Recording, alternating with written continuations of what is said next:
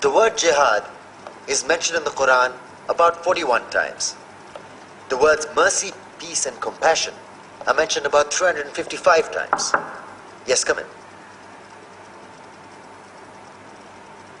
Come on in, Riaz. Sit down, please. Contrary to popular belief in most Western cultures, Islam is a religion that preaches peace and tolerance. Yes, Patricia.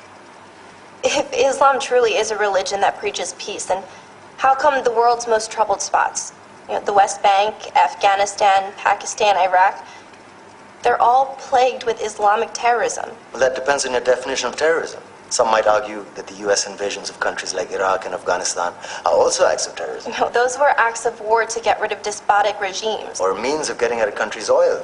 Conspiracy theories. Well, Yeah? Yes, please. Go ahead, Riaz. Mr. Khan is right. I mean, if we're talking about terrorists, the world's biggest terrorists are the white superpowers. Come on now. No, really, stop and think about it. Explain 9/11. Okay. Do you know how many people died in the Twin Towers strike?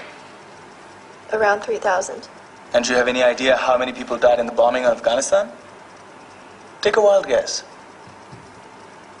More than 15,000 people died. And that's just conservative figures. About 50,000 tons of explosives were dropped on innocent civilians. Men, women, children. Yeah, but that was because of the Taliban. Now that you brought it up, did you know that the Taliban was a creation of the CIA to fight the Russians? Whatever. They were still harboring terrorists. Yeah, right. Terrorists that were never found. Just like the weapons of mass destruction that were never found in Iraq. Do you want to get into the death toll in Iraq? 500,000 civilians and counting. And what do Britain and America say when they don't find these weapons? It's simple. They just say sorry. And still refuse to relinquish control of these countries. What are you trying to say? What I'm trying to say is that just because you're American, wear a fancy suit, and call yourself the president, doesn't make you any less of a terrorist.